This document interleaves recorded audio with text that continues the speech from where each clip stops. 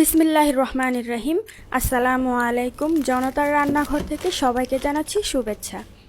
আজকে আমি খুব মজার একটা নাস্তা তৈরি করে দেখাবো। সেজন্য এখানে আমি মেজারমেন্ট কাপের 1 কাপ ময়দা নিয়ে নিয়েছি। দিয়ে দিচ্ছি সামান্য পরিমাণে লবণ। 1.5 টেবিল চামচ দিয়ে দিচ্ছি রেগুলার সয়াবিন তেল। আপনারা চাইলে এখানে তেলের পরিবর্তে ঘি বা বাটারও ইউজ করতে পারেন। এখন আমি এই ময়দাটা একটু ভালো করে ময়ান করে নিব। ময়দাটা আমি ময়ান করে নিয়েছি। এখন আমি এর মধ্যে আস্তে আস্তে করে পানি মিশাবো।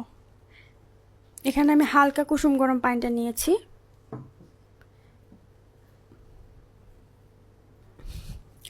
ময়দাটা আমি 5 মিনিটের মতো মথে নিয়েছি।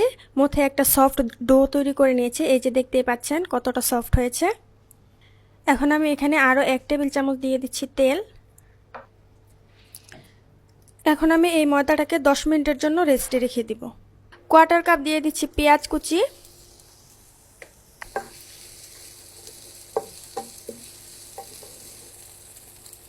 আধা কাপ মুরগির মাংসের কিমা,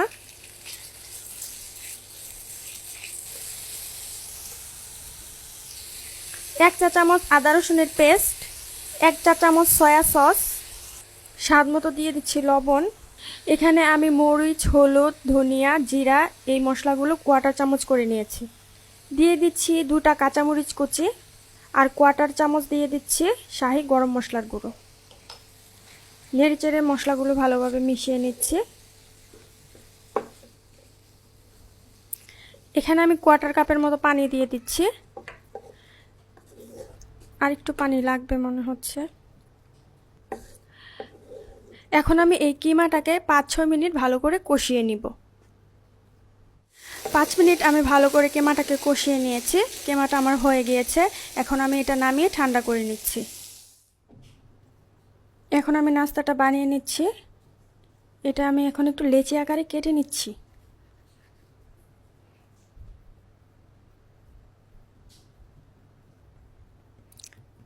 হাত দিয়ে আমি এটা বানিয়ে নিয়েছি। এখন আমি সেই পুরটা এখানে দিয়ে দিচ্ছি।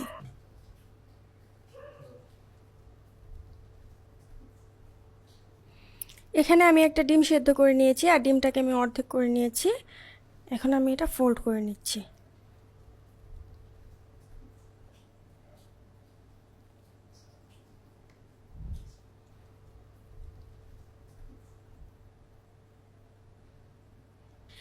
এটার মুখটা খুব ভালো করে সিল করে দেবেন, যাতে করে ভেতরে যে পুরটা আছে সেটা যাতে ভাজার সময় বের হয়ে না যায়। আমি যেই সাইডটা ফোল্ড করেছি সেটাই আগে দিয়ে দিচ্ছি।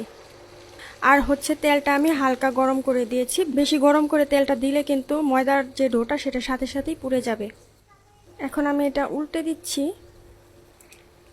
যে দেখেন মাশাআল্লাহ এই সাইডটা কিন্তু হয়ে গিয়েছে। আমি একটা সাইড কিন্তু 2 থেকে 2.5 মিনিটের মতো ভেজে নিয়েছি। নাস্তাটা আমি উল্টে পাল্টে 5 মিনিটের মতো ভেজে নিয়েছি। এখন আমি এটা নামিয়ে নিচ্ছি। খুবই মজাদার একটা নাস্তার রেসিপি, বাসায় অবশ্যই একবার ট্রাই করে দেখবেন।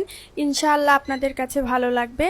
আর যদি আমার এই রেসিপিটি আপনাদের ভালো লাগে তাহলে অবশ্যই আমাদের চ্যানেলকে লাইক করুন, কমেন্ট করুন এবং সাবস্ক্রাইব করুন।